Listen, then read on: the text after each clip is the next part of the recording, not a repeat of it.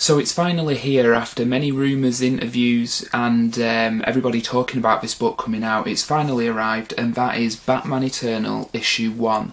Now, the reason that this has been talked about so much is that it's a side project to the main Batman title that's also being written, or at least in part being written, by Snyder, who's currently writing the main Bat book. And it's actually a weekly series that DC's putting out that's going to be 60 issues long. That's right, that's over a year of worth of comic book here. Now, it's part written by Snyder. There are many writers who are going to contribute towards this and each do a mini arc which is going to focus on a different aspect of Gotham City, be it its sort of life or criminals, whatever the case may be. It's a book that has had a lot of anticipation behind it, so I just wanted to take the opportunity to quickly review it. So this issue 1, is written by both Scott Snyder and James Tynion IV. Now, James Tynion IV, he's no stranger to the sort of Batman mythology and universe. He wrote Talon, which was the spin-off book from the main Batman title after the Court of Owls storyline. Now, Talon is a book that you could definitely see the potential in James Tynion's writing, but I found it to be too cliché, stereotypical and wooden, and ended up dropping the book. I wasn't overly keen. I thought he had some alright ideas, but for every idea there were 4 or 5 clichés in there, and it just wasn't good enough to keep buying as an ongoing series.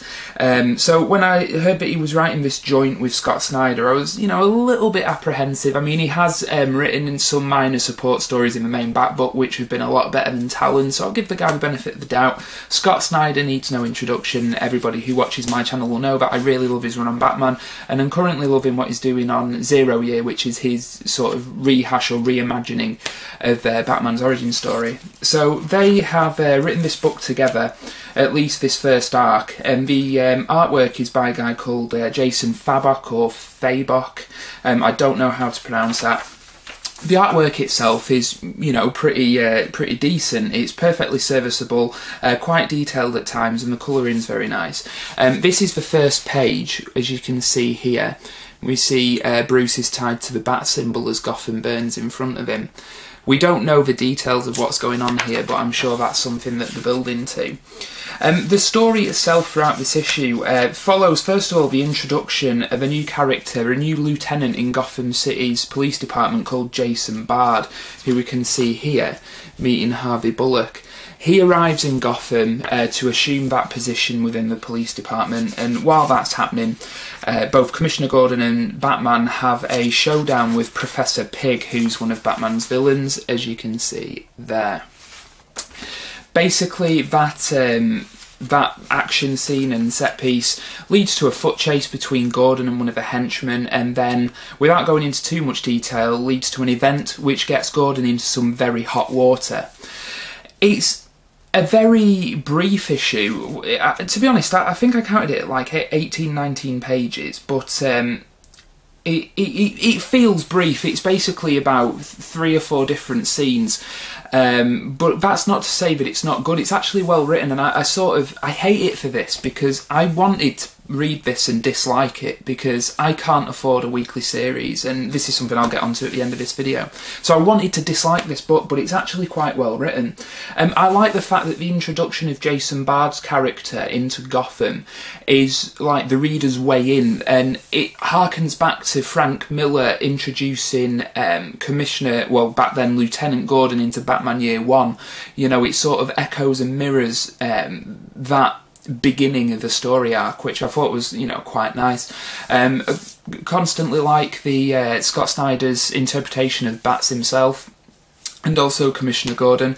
It sets up certain plot threads that we know are going to be present, no doubt, throughout the series. And it is quite an engrossing first issue. It definitely grabs you and makes you want to read more. The way that they leave this issue, when Jason Bard finally meets Commissioner Gordon, makes you wonder what the dynamic between those two characters is going to be, how that will affect the relationship with Batman and Commissioner Gordon. It feels like there's quite a lot at stake here, even though this issue is quite brief. It's certainly a good setup issue. The action's handled really well. The artwork's consistent throughout. Again, I like the artwork, but there's nothing overly special about it. There's just another example of it there. You can see Batman and Commissioner Gordon.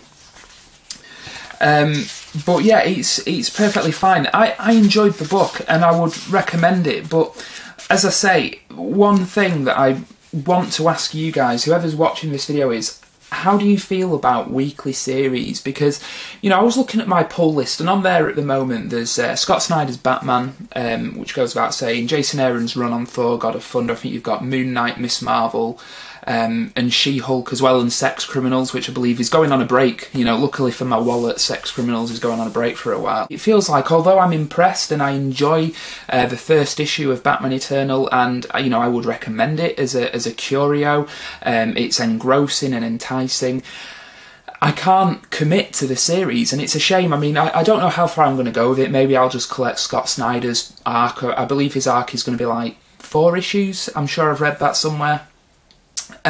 Plus, you know, we've had in Batman number 28, that was like a preview issue to give Greg Capullo a month off from drawing Zero Year. I may just get Scott Snyder's arc and leave it at that. I think it's very cheeky of DC, and to be honest, my interest in DC is waning to the point now that Animal Man's finished. Batman's the only DC book I'm reading, and I have no sort of desire in picking up any others. There's no more that appeal to me, and you look at the talent at DC, they seem to be leaving in droves. You know, so come on DC, what is happening? Just when you're losing people's confidence, you go and add a weekly series to your schedule, and it just seems like they don't really know what people want or what people need right now. That's my opinion. What do you guys think? How do you feel about a weekly series? What did you think to this issue? Please avoid spoilers in the comments below. Let me know what you think. I'm very interested to hear your thoughts. Thank you for watching, and I'll catch you later.